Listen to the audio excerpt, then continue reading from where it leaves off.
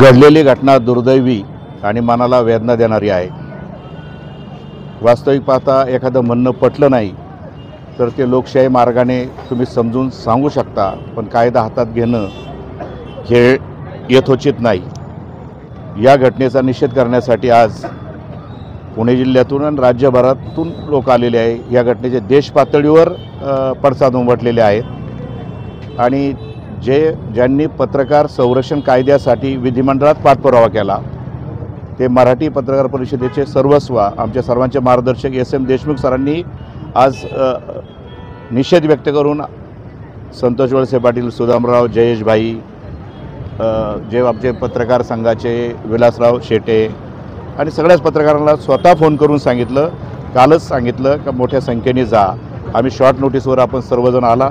हा काय व्यक्तिगत कोणाचा हे नाही आहे, पण या पुढच्या काळात पत्रकारांना निर्भयतेने फिरता आलं पाहिजे आणि ह्या पुढं अशा घटना घडू नयेत याची पोलीस यंत्रणेला आमची विनंती आहे। आपलं पोलीस खाते फार सक्षम म्हणून देशात ओळखलं जातं की ज्या पत्रकारांनी भावना व्यक्त केल्यात, आता सर्वांची त्याच्याशी मी स्वतः आमचे एस.एम. देशमुख सर सहमत आहेत आणि यापुढे वाणीसाहेब न्याय मिळवून देण्यासाठी आपण सर्वजण पाठपुरावा करणार। कारण सर्व वक्त्यांनी आता यापुढं मतविक्री प्रभाकरणी किंवा हे तेच रिपीट होण्यापेक्षा निपक्षपाती चौकशी करा आणि त्यांना जास्तीत जास्त कसा न्याय देता येईल हे काम करा। आणि ह्या पत्रकार संघटना ही जी आहे ती सर्वपक्षीय, याच्यात काही कुठल्याही संघटनेचं व्यक्तिगत हे केलं नाही।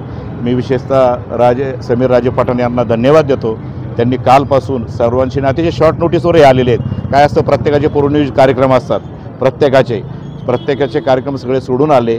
जरी ही संख्या ही असली तरी ही फार मोठी संख्या आहे, कारण हा मला वाटतं चौथा हल्ला आहे की तो हा तिसरा हल्ला आहे आणि असे भयानक हल्ले वारंवार हल्ले होतात। एक हल्ला झाला काही होत नाही, दुसरा हल्ला करतो, तिसरा हल्ला करतो।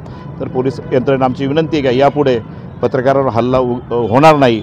मग हा काय आंबेगावपुरता मर्यादित नाही, मला वाटतं खेड, आंबेगाव, जुन्नर, शिरूर एकच तालुके आहेत। यापुढच्या काळामध्ये आपण पोलीस यंत्रणेने, प्रशासनाने यासाठी दखल घ्यावी। सर्व पत्रकार आम्ही स्नेहा बारवे यांच्याबरोबर आहोत। त्यांना लवकरात लवकर याच्यातून कारण कसं असतं, एक दुखणं वेगळं आणि मानसिक तणाव वेगळा असतो। त्या मानसिक तणावातून लवकर बाहेर येऊ, कारण या सर्व पत्रकारांची शक्ती त्यांच्या पाठीमागं आहे। पुन्हा एकदा एस.एम. देशमुख यांचा मी आवर्जून उल्लेख करतो। त्यांनी पत्रकार संरक्षण कायद्यासाठी विधिमंडळात हे केलेलं आहे, त्यांचं आपण वेळोवेळी मार्गदर्शन घेणार आहोत। आजचा जो अहवाल आहे ते विलासराव, संतोष, सुदामराव आणि जयेश त्यांना पाठवतीलच आता थोड्या वेळाने लगेच। आणि धन्यवाद। आपण सर्वजण, विशेषतः राजकीय संघटनांचं मी अभिनंदन करतो। दूरवरच्या भागातून आपण आलेला आहात आणि आता यानंतर प्रांत कार्यालयात जाणार आहात आपण सर्वजण आणि त्या ठिकाणी ज्यांना बोलायचे अजून त्यांनाही आपण परत संधी देणार आहोत। आपण आलात त्याबद्दल मी आंबेगाव तालुक्यातील सर्व पत्रकारांच्या वतीने खूप खूप आभारी आहे। यापुढे असंच आमच्यावर प्रेम दाखवा, असेच आम्हाला सहकार्य करा। धन्यवाद।